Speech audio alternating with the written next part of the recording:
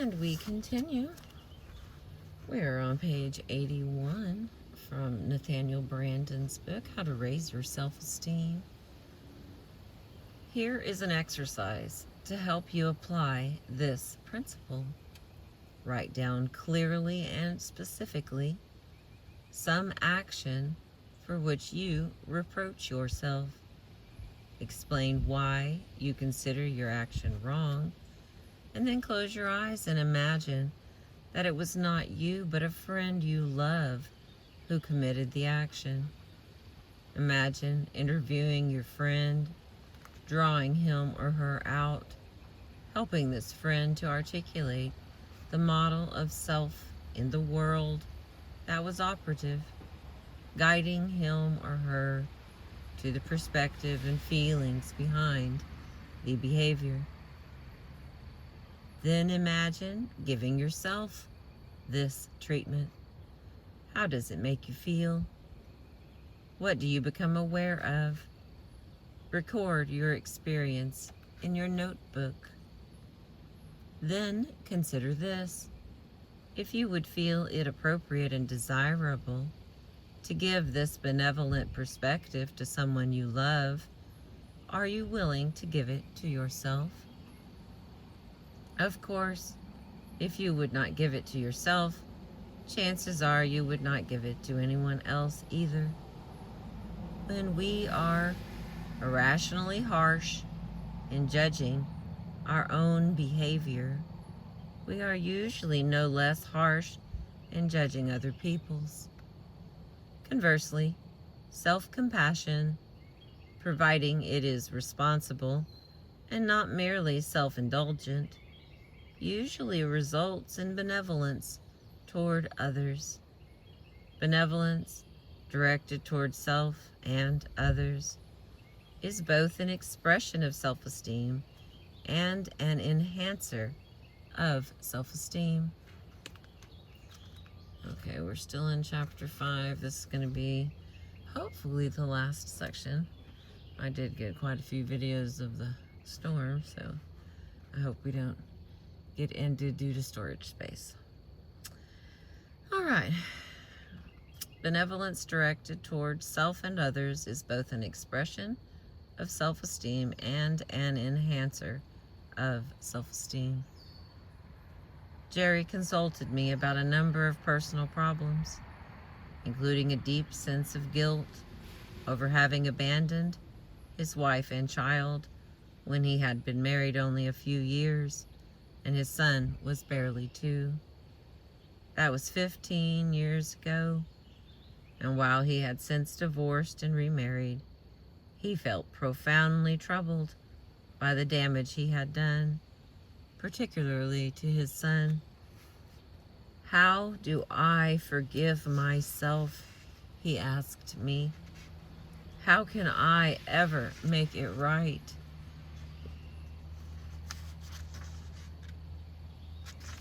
I led him through the process just described, in which he imagined counseling a friend who had done what he had done, and he began to connect with the terror he had felt years ago, the sense of being overwhelmed by responsibilities beyond his power to meet, the knowledge that he did not love his wife and had merely succumbed to her pressure to marry out of an overdeveloped need to be perceived as a good boy, and so on.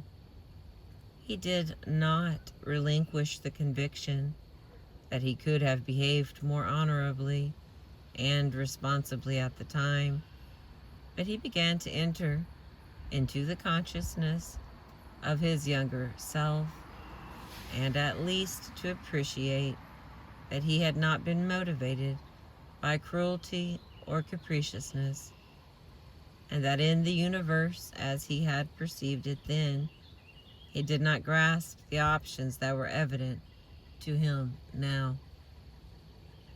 He decided to find his son and former wife, acknowledge his error and his understanding of the pain he had caused, accept their right to heap any kind of anger on him they wished.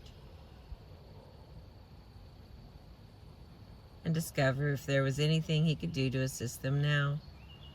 He forgave himself, and he recognized their right not to forgive him if they did not choose to. He was free to see their pain with a clarity and compassion that was not possible as long as he was preoccupied with self-reproach. And, seeing it, he was able to move toward appropriate action. His wife had never remarried, and he was unable to penetrate her wall of bitterness.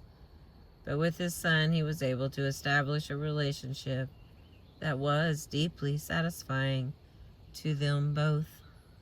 After a long and difficult period of suspiciousness, tears, and anger on the part of his son.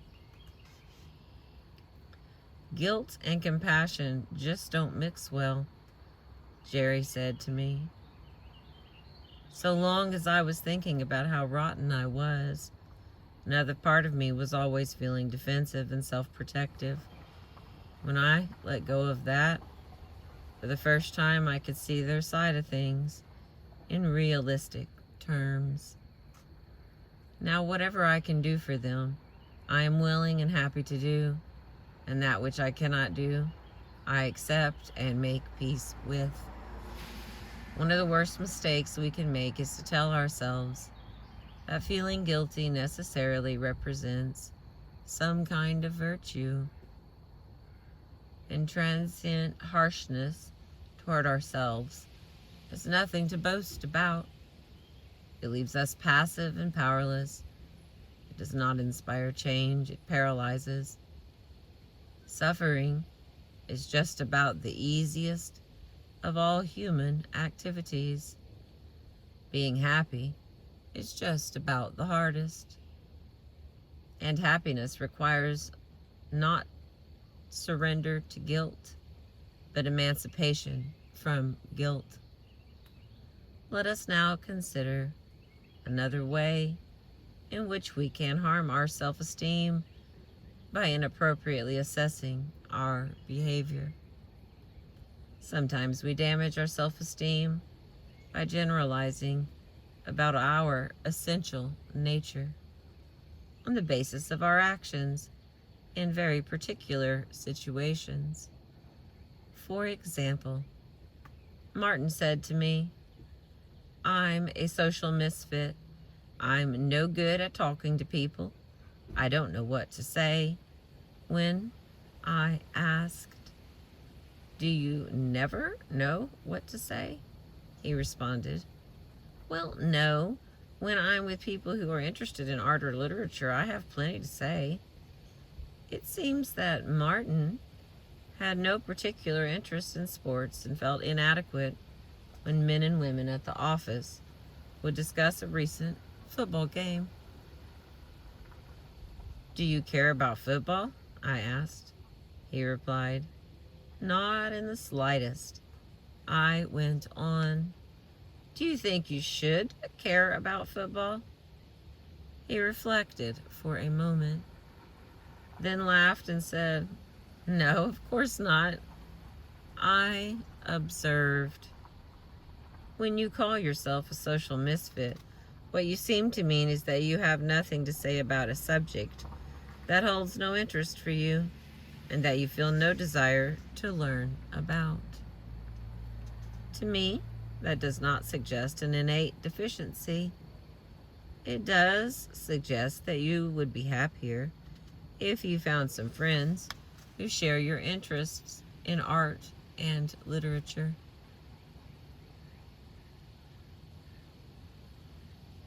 As for your associates in the office, if you could give yourself permission to have interests different from theirs, and give them permission to have interests different from yours, I imagine you might feel more relaxed around them, and might even discover that you're still members of the same species. As an aside to this story, future work with Martin disclosed that both he and his associates at work tended to move in unnecessarily restricted worlds, conversationally, and that plenty of potential avenues of communication existed between them in spite of their different interests. "I'm a coward," said Chester. It seemed that Chester had a fear of public speaking. "What's the difference," I asked, "between saying I'm a coward and saying I feel anxiety at the prospect of speaking in public?" Chester responded, "Your version sort of cuts the problem down to size."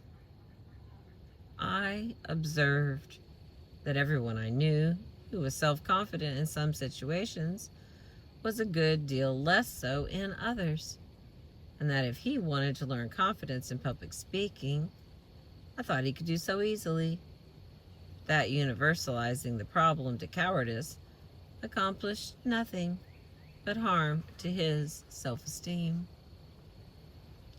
"I'm terribly lazy," said Ed, who worked as an air conditioner repair person and was often reproached by his boss for daydreaming on this job. But I learned that after his daytime job, he worked well into the night on a thriller he was writing, which was the central passion of his life. All his life, he had done everything but what he most wanted to do, and consequently, he experienced almost constant frustration and self-dissatisfaction. Excuse me. But he was not lazy.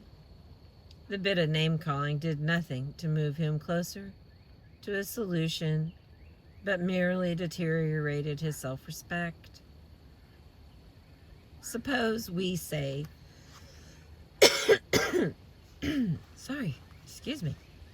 Suppose we say, I suggested, that you find it terribly difficult to stay conscientiously disciplined about work that bores you. Rather than that, you're lazy. Okay. Now that's a problem. True enough, if you can't yet earn your living as a writer. But it is not the problem you've been attributing to yourself.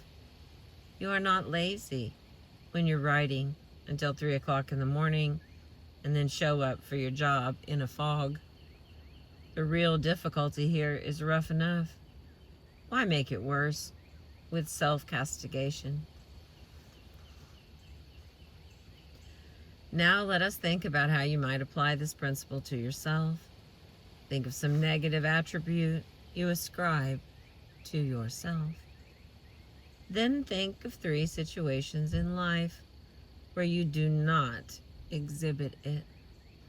Then see if you can think of any situations in which you actually manifest the opposite behavior. As with the case of Ed, who spent most of his time writing, do this exercise, preferably making notes, with every negative trait you are inclined to attribute to yourself. Well, I'm going to read that again. Hold on. Okay, now let us think about how you might apply this principle to yourself. Think of some negative attribute you ascribe to yourself. Then think of 3 situations in life where you do not exhibit it. Then see if you can think of any situations in which you actually manifest the opposite behavior. Like Ed, who spent most of his time writing. Do this exercise, making notes, with every negative trait you are inclined to attribute to yourself. All right. This gives you an opportunity to give up name-calling and assaults on your own self-esteem, and further, to zero in on the circumstances in which you behave in ways you do not admire. Then try to identify the reasons why those situations seem to draw out this behavior. The next step, and again, a notebook here is most useful. is to project 3 different alternative responses you might bring to those situations. Try out these new responses in your imagination. See which one you like best and that fits you best. Practice seeing yourself manifesting this new, more desirable behavior. See yourself performing your new behavior successfully. Then go out and practice what you have rehearsed. It has been well established that this is a proven way to increase our efficacy in the world. If you persevere, even in the face of initial disappointments, setbacks, or relapses, you will discover that you have radically underestimated your power to change, as almost everyone tends to do.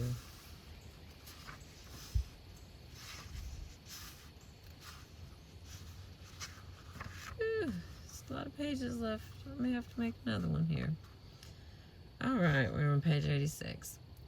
One of the characteristics of people who are reasonably free of guilt is not that they never take actions they regret or feel bad about, or even, for a time, reproach themselves for, but that, in addition to the corrective behaviors described above, they seek to learn from their mistakes.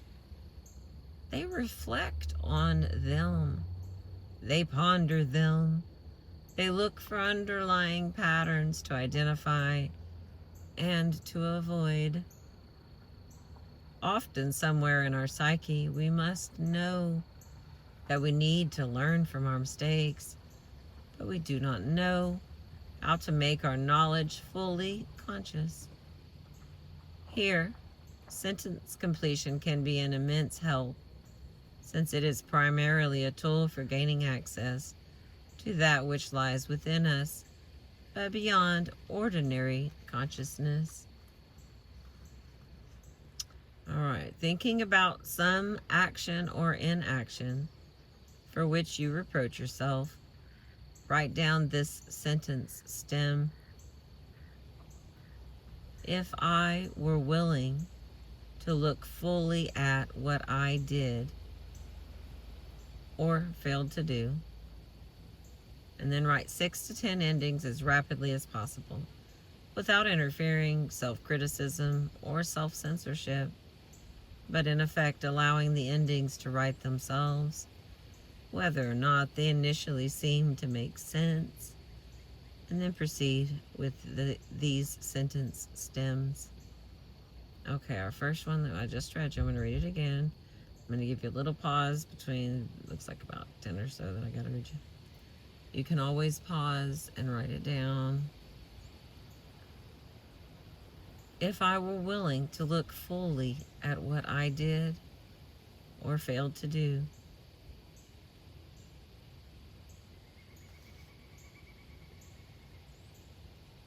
when I did what I did, I told myself,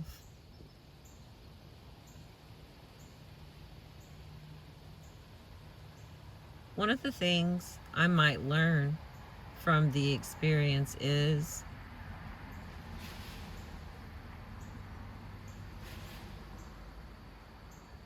if I were willing to see what I see right now,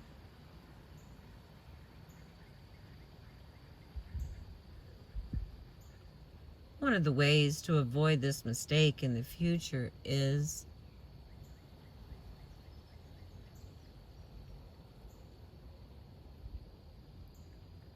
if I were to remain as conscious as I am right now.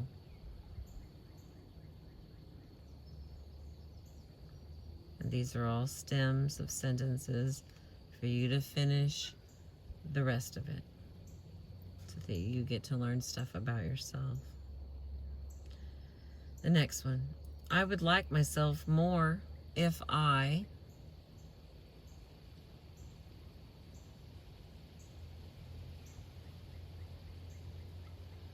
When I act against what I understand perfectly well,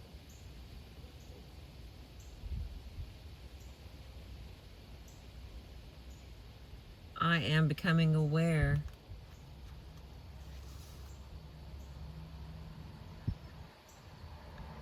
as I become more willing to understand what I am writing. The last two, as I imagine how I would feel if I behaved more appropriately in the future. And the last one, as this issue becomes clearer and clearer to me. Alright, that was all of them. There is no way to learn how healing and integrating this process can be except by your active participation in it. I will venture to guess that some readers will resist doing this process precisely because at a subconscious level, they know the process has the power to activate growth and change. And if they are attached to their errors and to their guilt, change is not what they are seeking primarily. Any protestations to the contrary notwithstanding. Why would a person be attached to guilt? Well, for one thing, guilt leaves us locked in our passivity with no need to generate new behaviors. I'm guilty. I'm a disappointment. I always have been. Such is life. This translates to expect nothing of me. For another, unhappiness is familiar, not enjoyable, but it's familiar. Who knows what life might confront us with if we didn't have our depression and our self-reproaches to insulate and protect us? Who knows what challenges we might then feel obliged to face? Misery can provide its own kind of coziness, whereas happiness, in its own way, is rather more demanding in terms of consciousness, energy, discipline, dedication, and integrity. Then there are the persons who were encouraged when young to believe that they were bad or inadequate by unloving or unnurturing parents, and who even as adults feel driven to make their parents right, thus protecting the child-parent relationship at the cost of their own fulfillment and self-esteem. This can go on long after our parents have died.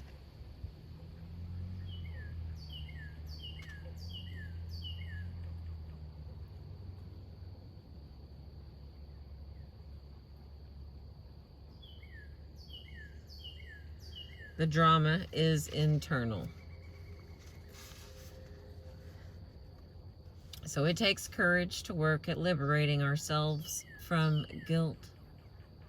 It takes honesty and perseverance and a commitment to independence and to living consciously, authentically, responsively, and actively. But it can be done.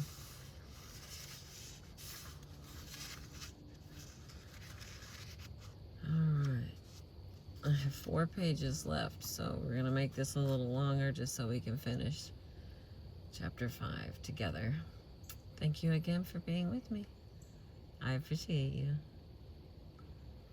This challenge confronts us not only in regard to our real or imagined shortcomings, but in regard to our assets. If and when we are inclined to be defensive or self-reproachful about them, when we condemn our thoughts, feelings, or actions, we do so implicitly to protect our self-esteem, even though the effect is directly opposite to what we intend. Since we are striving, at some level, to take care of or protect ourselves, our policy may have at least a surface plausibility. We are, after all, condemning that which we regard as flaws or shortcomings. But what about the rejection or repudiation of positives, even of virtues, within ourselves? We have already seen an example of this in our discussion of self-acceptance, when we noted that people may disown feelings of self-liking or pride through fear of the responsibility these feelings demand, or fear of imagined social alienation or the disapproval of others. But here are some other examples. Some readers will find it difficult to believe that anyone holds such views. Others will recognize them too well. I feel guilty for being good looking, that is, better looking than most people. Implication is, my good looks are a reprimand, as well as an injustice to all those who do not possess them. The most common translation is, I am afraid of other people's jealousy or envy. And the next, I feel guilty for being so intelligent, that is, more intelligent than most people.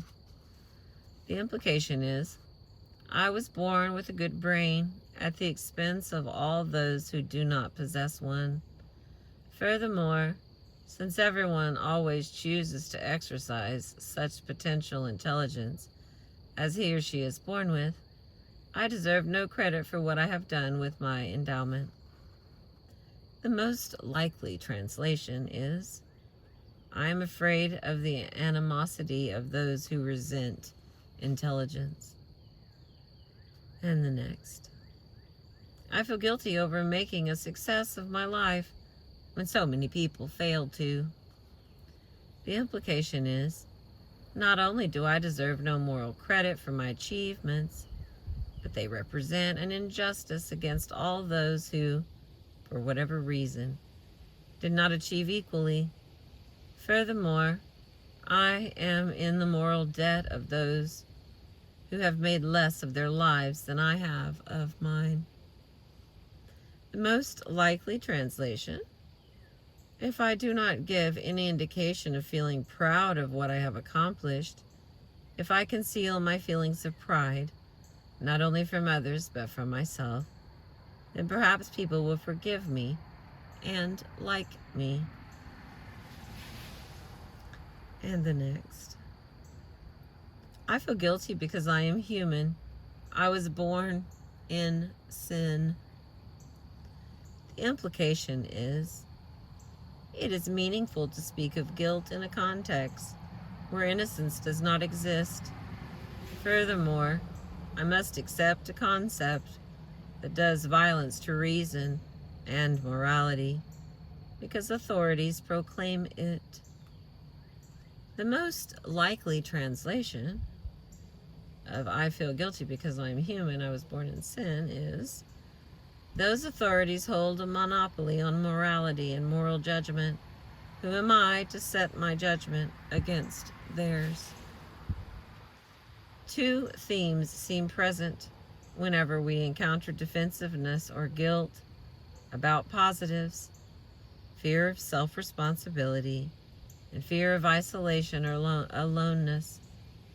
Of course, the two are related, but it is unfortunate when persons are willing to belong to others in order to feel that they belong with them. The desire for a sense of community is not, of course, unreasonable, but to attempt to purchase it at the expense of self-esteem is merely to produce a new kind of loneliness for ourselves. This is among the most common sources of human suffering. If you feel touched by this issue, if you recognize any part of it in yourself, then I ask you to consider the following. If you had a child whom you loved, and that child was beautiful or healthy or strong or intelligent or creative or grew up to be successful, would you want your child to feel guilty about it? Would you want your child to feel guilty over the fact of being alive? I put the issue this way because in my experience, many people who are confused when thinking about themselves become instantly unconfused when they project their own psychology onto an imagined child. Perhaps I should emphasize that to own and take pleasure in the best within ourselves is not to become arrogant, boastful, or grandiose. Not at all. But neither should we be willing to lie, either to ourselves or to others, about who and what we are. We should not apologize to envy or seek to placate it. Healthy self-esteem forbids that kind of capitulation. We can see that courage may be required fully as much for honesty about our assets as about our shortcomings.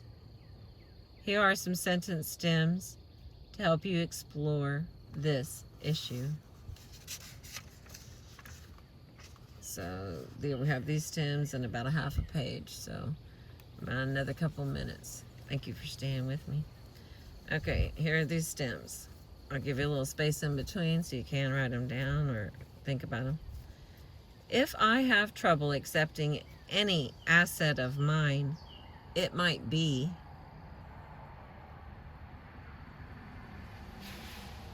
when I feel defensive about positives. Finish the sentence. The scary thing about admitting my pride in myself or my accomplishments is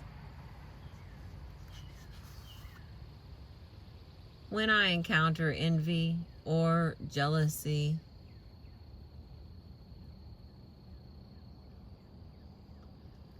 If I hide who I am through fear of envy or jealousy,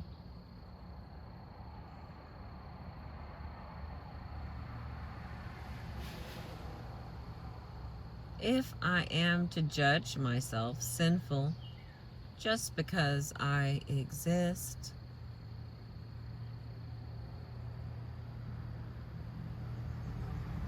if I am asked to apologize for my looks or intelligence or possessions or achievements, circle and direct your completions to the item most pertinent to you.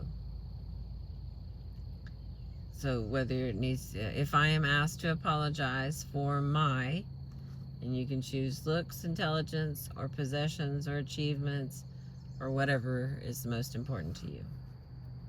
And finish the sentence. And the final one is, if I were willing to admit the things I feel pride about. All right, a couple paragraphs left here. If you do this exercise in a notebook, writing half a dozen or so endings for each stem, I will hazard the guess that you do not need further explanations from me about the advantages of honestly accepting your assets in terms of self-esteem, as well as happiness in general. The emotional rewards will be obvious and immediate. Will you run the risk of alienating any person of low self-esteem who envies success or happiness? Almost inevitably. Does this mean that you may have to reassess some of your relationships? Probably. But as you learn to embrace your strengths, you will attract a new and better kind of relationship. That is a fact of life that, as a psychotherapist,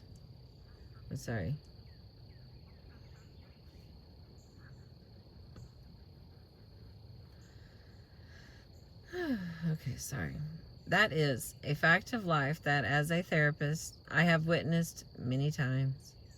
And in some cases, you will redeem a present relationship by inspiring another person to match your courage by rising to your level of honesty and authenticity. As one husband remarked to me, my wife and I agreed to stop playing humble. What a relief. The struggle for self-confidence and self-respect is worth what it asks of us. There is one more related issue we need to address. Our sense of self is not formed in a moment. It has a history. It develops over time. If our goal is to assess ourselves and our behavior appropriately, so as to clear the road to higher self-esteem, we often need to go into the past, to the self we were at an earlier point in our personal history, to reconnect with, embrace, and forgive our child self or our teenage self. This is the subject to which we shall now turn. All right, that's the end of 5. Chapter 6 will be integrating the younger self. This chapter has been liberation from guilt. I appreciate you letting me read to you. We've been at Pretty Water today. I don't know if it's the front or the back of the creek, but I sure appreciate you being with me.